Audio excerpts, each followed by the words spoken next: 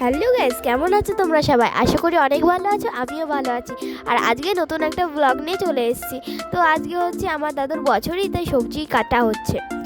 আর এই বছরই 5 বছর পূর্ণ হলো, আর ওখানে রান্না টান্না হচ্ছে, আর এখানে আমি ভিডিও করছি।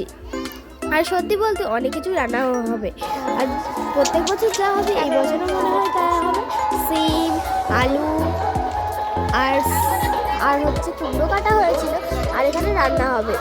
তো রান্না রাখাটা কিন্তু অনেকদিন, দুদিন আগেই খোঁচা হয়েছিল।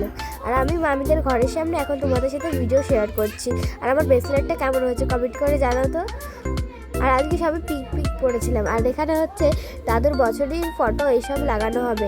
আর এখানে কাপড় দিয়ে ঘিরে দেওয়া হয়। এখানে দল এসে পায়ে জল দেওয়া হয়।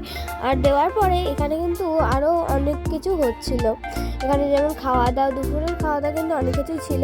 আর এখানে দেখছো সব রকম যেগুলো আইটেম এখনকার মতন। টাটা।